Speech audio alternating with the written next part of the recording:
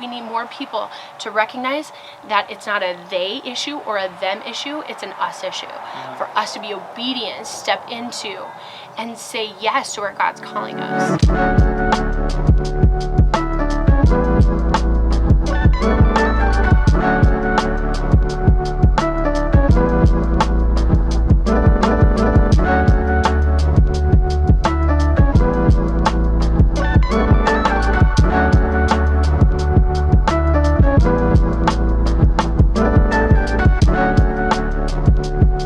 Comfortable. There, that's better, right? Yeah, for sure. You can tell I'm more comfortable? Okay. Yeah.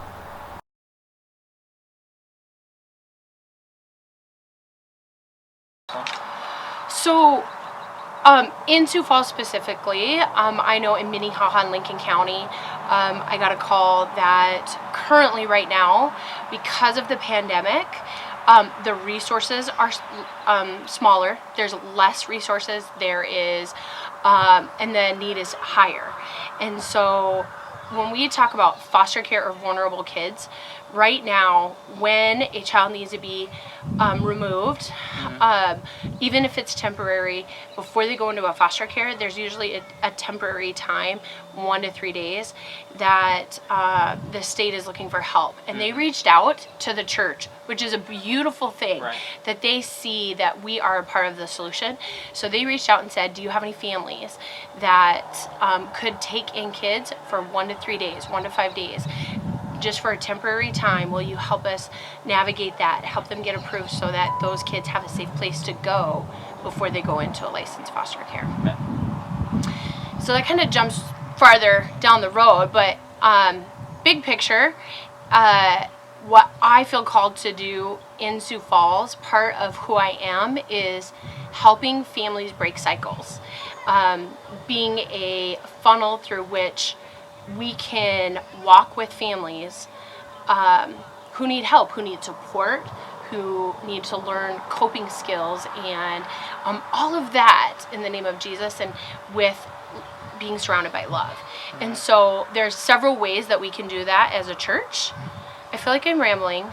You're doing great. Okay, so there's several ways we can do that as a church. One is Safe Families for Children. If you've been around Ransom long enough, or for very long, you know how involved we are with that, and how that's such a big piece of my heart.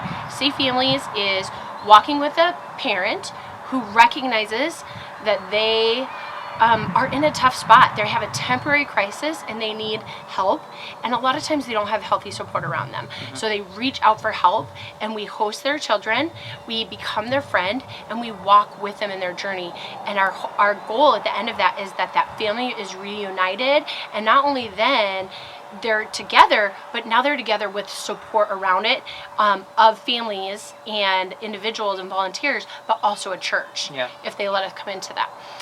We also recently have started really working with Department of Social Services on how do we help families become foster families. There is a time and a place where kids need to go into a home that is safe, that is temporary, and so whatever that parent is working on, so that the state can work with that parent and we can provide a safe home. There is a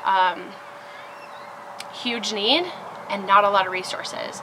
I feel like I have a lot of conversations with people who are like, we've thought about that for a while, we're just like nervous, we just don't know what that looks like, or how does that fit with our family, or we're scared, or maybe later, you know, all of those things. And there's a couple of different ways that you can dip your toe in the water, but if God's calling you to it and he keeps putting it on your head, it keeps putting it on your heart, you probably just need to do it. And he is going to provide everything for you that you need. He is going to take away those fears. You're going to lean in on him in more ways than you ever have before in your life, and the result of it becomes so beautiful. I just spoke with a gal this morning. Her and her husband took in a little baby. First, this child was a Safe Family baby who a volunteer took him in while the mom was trying to get back on her feet and provide a safe home. It ended up that mom just couldn't get it together. Mom couldn't for whatever reason, I don't know all the specific details, but that baby didn't get to go home. However, because of the connections, a new family was licensed to do foster care, and then he went from transition from safe families to foster family. That always isn't the case, but sometimes. And now they're talking about they're either going to do legal guardianship or they're going to adopt him. All of that's a lot of details, but the bottom line is that this child has known nothing but these parents and love and healthy attachment, and he just got to be in an environment that was great. And so that's because that parent, that family took a big step and said yes. And that's what we need more of. We need more people to recognize that it's not a they issue or a them issue, it's an us issue. For us to be obedient and step into and say yes to where God's calling us. With this pandemic, the truth of the matter is that there's a lot of kids, their safest place is at school. And they're not at school right now. And in fact, they're home either by themselves or with families or parents that are stressed to the max and don't have the coping skills that we have. They don't have the support that we have. And so they're at their end of the ropes. And so I think when we transition and we're able to start leaving our homes and kids are back to going to school, or even in the next 30 to 60 days, honestly, I feel like there's no chance that we're not going to see a huge rise in neglect and abuse investigations or situations. So we're going to need to see a huge amount of people stepping up now to become safe family volunteers, to become foster families, to be temporary care, to foster, to adopt, just step into the lives of these vulnerable kids and families. Yeah.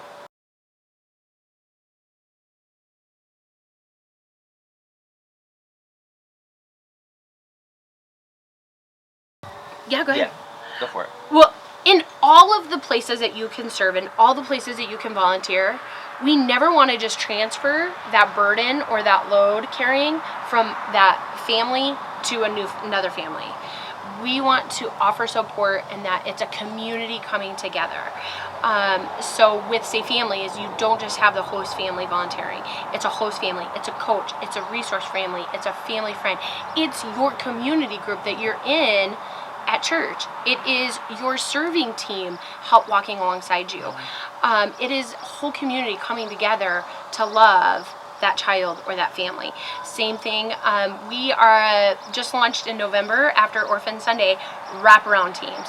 So we are finally got through all of the details, and we have now a family who is about to start their adoption journey.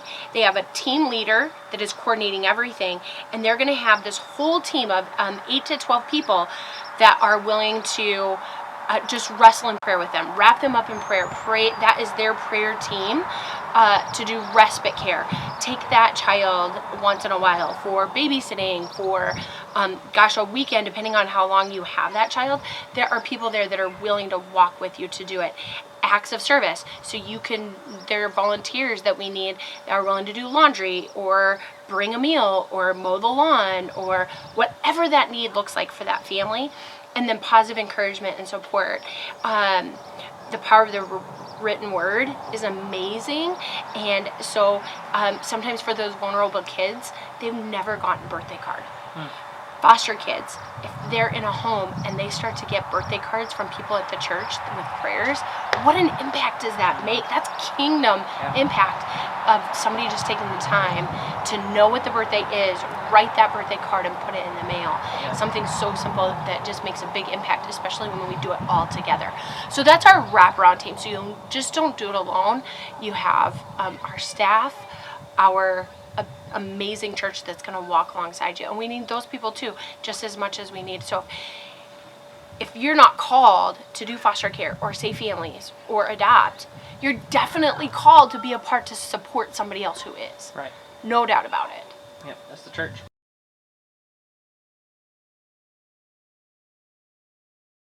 This is definitely bigger than me and my job. God has just positioned me in a place that I do get to walk alongside other people who do it. But the reason that it matters so much to me is Once you take down that barrier of them or they, and you see this child's face, and you know that you're going to change the trajectory of their life, when you get to be a part of not just their physical, like going from a trailer house to a home, or, you know, to living in a cramped apartment with 10 people, to, you know, having a park in your backyard or something like that, beyond just those physical things, sharing with those kids that they are valued, that they are loved, that they are cared for. And, you know, sometimes people think about abuse is worse than neglect. But abuse says, I'm mad at you. You did something wrong, or I hate you. Neglect means you don't exist. And I think for these kids, when they feel like they don't exist and they are nobodies, it's so against what Jesus tells all of us, that he knows every fiber of us. He loves us so much. So how do we help walk with those kids to let them know that they are loved, that they're cared for, that they're valued, they belong? So I've just seen so many kids that haven't had that grow up to be adults, that struggle, that don't have a sense of belonging, that deal with addiction, that have all this trauma in their life, and they don't know how to overcome it. You know, and I want to walk with those parents too. Like, you belong, and we love you, and see that inner child in them, to go, we're in this together, we love you, and you're not, you know, God is not the author of shame or guilt, and he wants nothing, he does not want you to feel that way. He wants you to realize who he's made you to be. And so how do we walk with parents? How do we walk with kids to do that in such a tangible way, you know, to keep them safe? Is just an avenue to speak into their life. Yeah.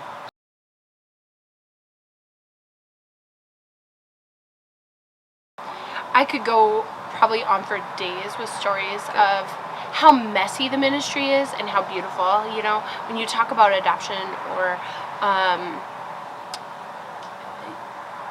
vulnerable families, it is full of brokenness and beauty. And so one of the very first hostings that we did with Safe Families, we had a mom with 2 elementary school boys, and those boys were only hosted for, gosh, I think like 12 to 14 days. It was real short.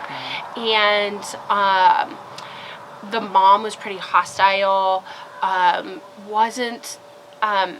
was really reluctant to even do it.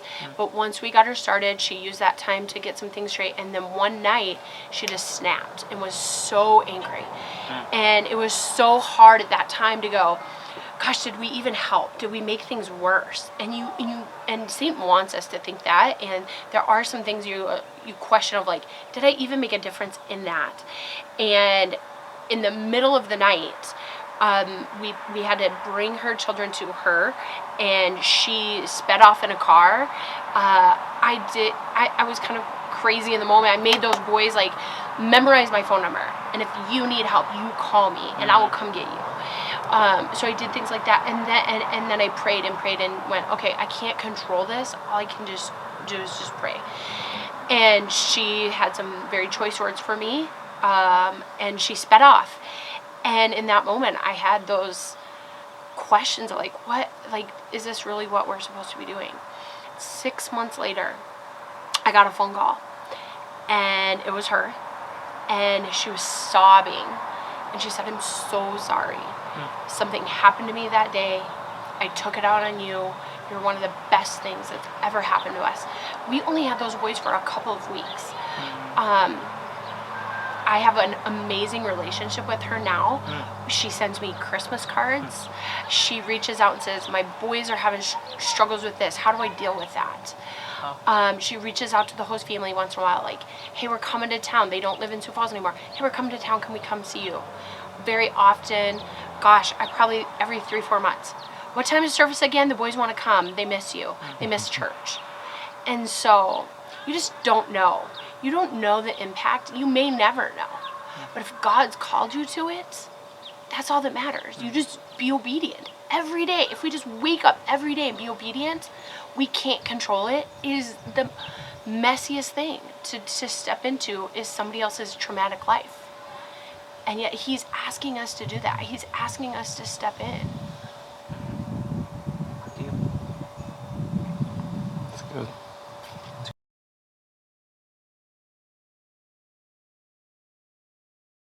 And how many of those parents are going to be saved because their kids are saved?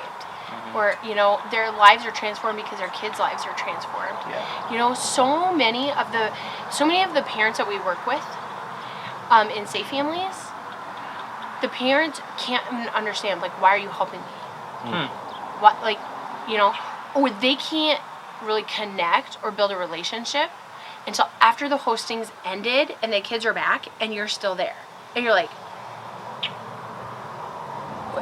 yeah, no, we still want to help you. She's like, no, it ended. Like, you don't have to help me anymore. They're like, no, we love you. We want to care for you and your family. And it's a huge paradigm shift. They're like, they've never had that because they've learned how to work the system, per se, of the program starts and the program ends and I never see those people again. But that's not being the church.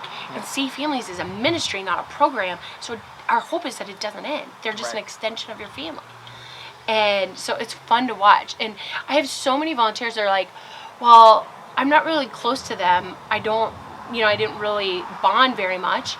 And then you talk to the parent that they coached, and they go, they're my best friends. They're the biggest support I've ever had. Because relationships look different. So there's so much learning. There's so much beautiful things that come together. And we do a debrief at the end of every hosting. And almost every single time, the transformation that happens the most is with the volunteer. Yeah. They're like, I had to lean in on God more than I ever had before. I had sat on my bathroom floor crying out to God to figure out how am I going to get through this. That's because gonna be it's me so with hard. 24-month-year-old. I can't wait. It's going to be amazing. It will be amazing, yes. So, Sweet. yeah. And just the fact that we get to do both, like prevention, you know, how do we do Safe Families prevention, temporary help, foster help, adoption, like every aspect we can be a part of all of it and the wraparound, you know, and all of those. It's not just one. So, okay.